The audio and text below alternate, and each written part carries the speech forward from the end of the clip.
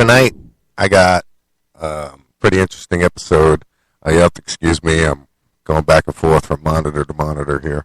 So just bear with me. But tonight on the show I want to discuss something. And it's something that's going on here in Hernando County once again. And it looks like what we got is this deputy that was arrested last month on DUI charges. According to the state's attorney, and lack of evidence.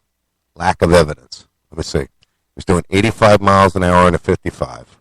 He couldn't stand there. His eyes were all bloodshot. So what happened? The state trooper just changed his mind. I don't understand this. It just goes to show how, once again, favoritism, possibly corruptness again. I don't know how to put it. I really don't know how to put it. And it's up to us, the citizens of this county, excuse me, to stand up for what we believe in and fight for it. And there's only one way we're all going to be able to do that, and that is to start a petition, get it to our government, to have them come in and investigate this county, the law enforcement, the county itself, the jail. Let's see, what else does the Hernando County Police run? Animal control. I mean, let's name it. Don't even get me started. All right, so we got Real News Real Fast went down today. They're having a little technical difficulties like we had the other day, and I do apologize for that, folks. But as you can see, we are up and running again, and I hope everybody can hear us okay. This is a pre-taped episode. It will air 8:30 tonight, and it right now is about 7:30. So I wanted to get it done and get it out to you. So moving on, we're going to get right to a major screw up here. And I mean, as far as I'm concerned, this one goes all the way up to the county legislators. This is the RV show. Move to Sarasota may be temporary, and it's going to be up to them to get this back, because simply, let's face it, anybody who owns a business here in Hernando County, or anybody who owns a business for that matter, whether it's here in Florida, New York, California, Arizona, Kalamazoo, Michigan, it doesn't matter. You know when those RVers come through, the amount of revenue that it brings to your place of business. Now, I used to work for a company that sold truck and industrial parts. And let me tell you something.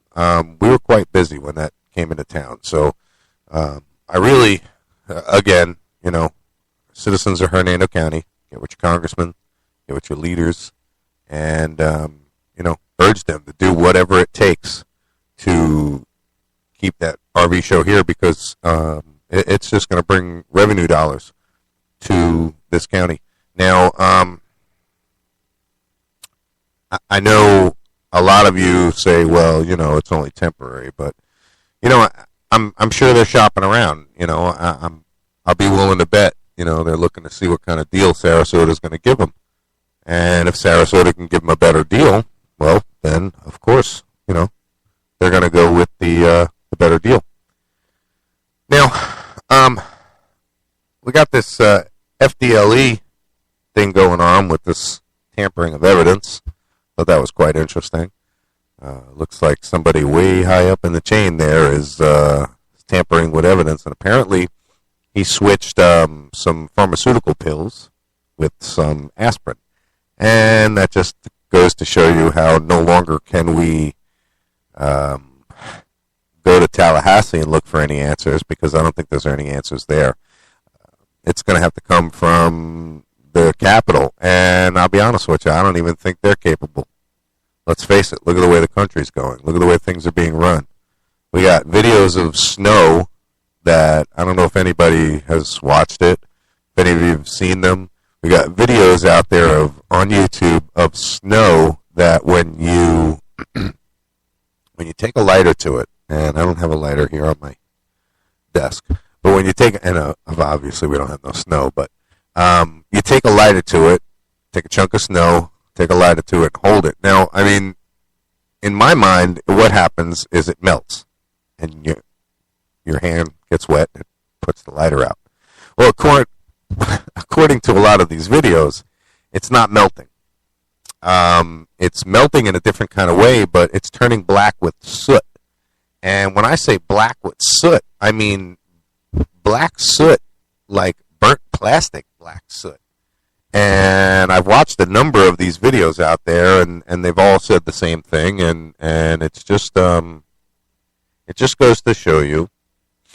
And I've learned this recently, and I was in very much denial about it for a while.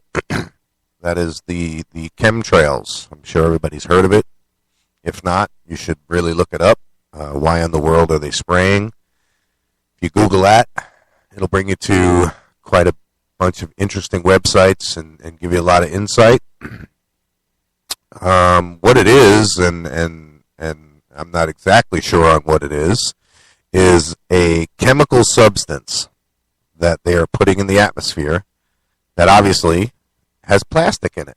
Because when you melt the snow and you smell it, it smells like burnt plastic.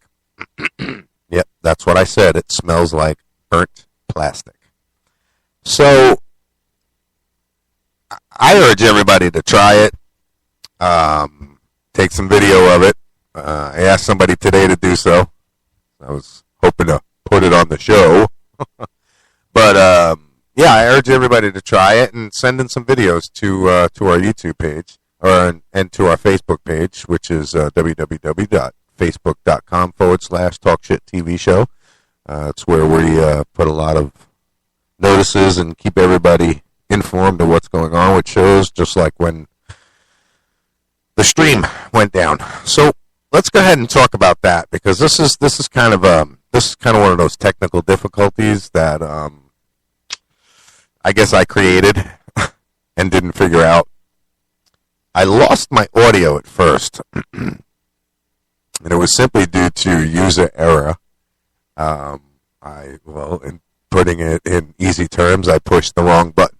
Now, if you've seen this mixer over here, and again, if you go to Talk Shit, there our Facebook page, there are some backstage footage, and gives you an idea what we're working with here. I am no sound engineer, as you can tell by the sound of this. I'm still waiting for my sound engineer to come down from up north and fix things for me, but he had a tree fall on his house. It's quite interesting. Yeah, he was vacuuming and lives in a community where these trees are just giant oak trees. They're humongous. And one came crashing on through. And now he was vacuuming, and his wife heard it, and he didn't hear it. Or he heard it, decided not to pay attention to it. And he looked at it, and then he went back to vacuuming. Me? I would have freaked out. Oh my God, there's a tree through the house. Oh my God. I don't know. Well, anyway, so once he gets his house put together, we will get some issues. So back to the whole streaming thing here. So me, with all my wisdom, I decide I'm going to tear everything apart and rewire it and make it better. Get it to work so I can bring you the show again. Well, that didn't work on Monday. I worked on it. That didn't work for Tuesday. So here we are. I hope it sounds good. I hope it's working. And it was just a matter of me changing the decibels on the input on one of my leads. And then once I changed the decibels on that, it would automatically change the decibels on the output. So by failing to do so, I lost everything. No sound, no video, no nothing. So when I came over to my other software, which is over here, you can't see, it's just off computer, or just off camera, my broadcast system, I had nothing. No, it was coming into to my mixing board right here in front of me, but it wasn't going out to you. So I was forced to cancel the show. And I apologize for that. But, so moving on, I was also reading some interesting things about the the Obama speech, and I didn't really watch it, and I should have, because apparently he said he was going to address medical cannabis, and he didn't. And there was a big stink about it. And that just goes to show you how there is corruption all the way to the top. Now, here he is invoking executive orders on all sorts of other things that are, well, let's just say, costing the American people money. But one that is actually, saving human lives, first and foremost. And that, I can't say enough about it. I have no material up in front of me. I'm going to go on what I know about this subject, what I've experienced, and I got to tell you, as a kid, even taking Benadryl, my body, I can't do it. Benadryl will knock me out for 6-10 hours, easy. I just don't have any tolerance for it. I've had the doctors prescribe me things that, oh my God, I just would never think of taking. And I've always taken things once to see how it felt and see what it did to me to make sure that my body can handle it. And some of these narcotics that are out there that I've been prescribed, I got to tell you, they make you so sick. The things they do to you in order to get the pain to go away. Never mind taking them to get high. Or I don't know. I just, that whole pill addiction thing, I don't get it. One thing I want to say is I do believe there are a lot of irresponsible doctors out there, and that is why we have this epidemic. I have a doctor that I go to, and I got to tell you, in order for him to write you a narcotics prescription, you have to have blood gushing out of your leg with a bone sticking out, because this man is just one of those responsible doctors that just doesn't frivolously write prescriptions. So I got to say that, part of the blame of the epidemic falls to the doctor's responsibilities. Now, firsthand, I know, and I don't know doctors' names. I don't remember the gentleman's name, but I remember back when I was driving a medical limo. We used to pick up patients that couldn't drive back and forth to their appointments. This guy was prescribed, what are they called? I don't know what they're called. But anyway, he got a bottle, okay, this big, by the thousands, master bottles, for the month. Now,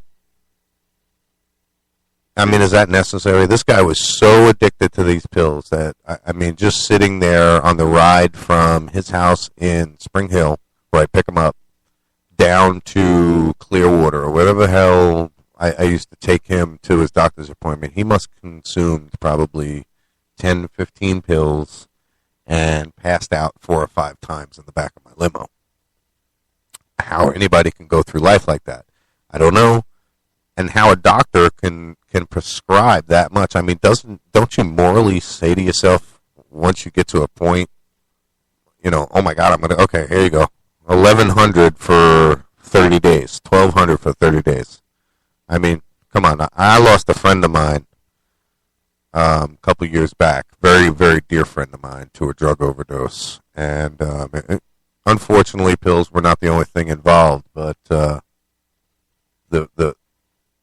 point that I bring him up was it was another scenario, same thing. The doctor used to just give him a script for master bottles. He would have 1,000 to 1,200 Percocets, I guess they were, a month. That's just insane. I would watch this man eat 50 to 20 or 15 to 20 of them a day and operate a truck. So, ultimately, the responsibility goes back to the doctors and how they write these pills. And the reason that I believe, and I have no proof, the show's called Talk Shit, and that's what I'm doing. I believe that, of course, the system, kickbacks. You got them big pharmaceutical companies that are out there saying, hey, listen, I'll give you X amount of kickbacks if you write X amount of scripts and yada, yada, yada. And it goes all the way up to the top. Pharmaceutical companies go to the government and say, listen, we'll pay you this amount of money for this guy's campaign if we can get this drug approved, and so on and so forth. And again, these are all my opinions. They're all based on my opinion, which opinions are like assholes. Everybody's got one. That's why the show is called Talk Shit. So, anyway, moving on. Legalization of cannabis, medical cannabis. There's so many of us people out there that fight for our rights. And then there's so many people out there that talk a good fight. That you will see a lot of. You'll definitely be hearing a lot from me. I do hope that we get a lot more followers. I have some big names, some big contacts that I can't reveal yet. Once I can, we're going to try and get them on the show, and maybe not directly here in the studio, but via webcam, and we'll see what we can do about getting some of their opinions, getting some insight, and I guess there's a little something about me I should tell people. I am an ordained minister. I do not really practice a mainstream religion other than the religion of cannabis. I do believe that is, sacrament, and that we deserve it. And under our religious right and our religious beliefs, it cannot be taken away from us. So moving on, weather here in Kennedy Studios today is 69 degrees. It's been quite rainy on and off. We got about 0.2 of an inch here at Kennedy Studios, which actually total month, what looks like 7 inches. Now I don't know how accurate this thing is, but it should be quite accurate. The other system is not up, so that's going to take a few minutes. Bear with me here. And this one is just as accurate as the one that's next to me here, if not more. And they're both reading about the same. 69 degrees, 98% humidity, and we got plenty of rain. And barometric pressure is at 29.86. Now, I don't know if that means anything to anybody else, but if you've ever followed the weather, right now it's steady at 29.86, which means right this second there's no rain. Now, another storm front system could move through. That barometric pressure will change, and it'll show. You can Google stuff like that. That's how I learned stuff like that. Just one of my interests. Always had an interest in the weather and the temperatures and what it is. We got about 11 minutes to go on the show. I want to talk a little about Facebook and some of the interesting posts that I see. I got a friend of mine up in Pennsylvania who is a longtime friend of mine. I've known this gentleman. Wow, I've been here down in Florida, Spring Hill, since 1989. I probably met him 90, 91 somewhere, probably about 90. And we were very good friends, palled around quite a bit, caused some trouble here and some trouble there. But some interesting pictures, I got to say. Right now I see a picture of a BMW completely engulfed in ice. So to you northerners up there, and could be the Northwest, Northeast, I feel for you. I just came back 3 years ago. We spent some time up there, and like I said, I've been in Florida since 1989. And let me tell you something, I froze my ass off. I'll say it again. I froze my ass off. It was cold. The snow came down like a son of a bitch. And I don't know about any of you, but I shoveled once. and then discover the power of rock salt. Now, if you ever read the package, this is going to be quite comical because I break my buddy's balls about it all the time. He's got a paver driveway, and apparently you can't use it on paver driveways because it screws it up. I didn't know that. I don't think you're supposed to use it on blacktop either, but I did. I shoveled once, and it came down like you would not believe. I mean, there must have been 4 foot of snow in my driveway. And by the time I was done, I turned around and looked, and I had to shovel my way back to the front door. Now, for those of you that have done it before, you know how much it sucked. But for those of you down here in Florida, you have no idea how much it sucked. That's why we New Yorkers have moved here to this town. So I decided that I'm going to put rock salt down. I think it says, like, on the package, you're only supposed to use this much rock salt to a space this big, you know what I mean? Well, I used this much rock salt to a space this big. When you were supposed to put down, like, 1 cup in my driveway or whatever the ratio was, I like, multiplied it by, like, 15 times. Now, point of the story is there was this one storm coming in, and it was supposed to be pretty bad, and it was. We got dumped on. We got hit pretty hard. It was one of the first times my kids seen a really good snowstorm. But I guarantee if you were to take satellite images of Long Island right at that time and take a picture of my house, before anybody else plowed or snowed or anything like that, when the sun just broke, I had the clearest driveway on Long Island. I put down probably 3 bags on my driveway, and no matter how much the plows come by, blew snow up there, I was just tossing a little bit of slush out of my way, and I was good to go. See you later, guy. That was quite interesting. My buddy John, he used to call me up and say, "Hey, I'll help you shovel your driveway if you help me shovel mine." And I used to laugh and be like, "Shit, buddy, I salted last night. I'm done." But, all right, so back to Facebook. I get off track, and it happens. I want to talk about people taking snapshots and, like, announcing what they do all day, every day, and all of that. I thought Twitter and all of that other stuff was for that.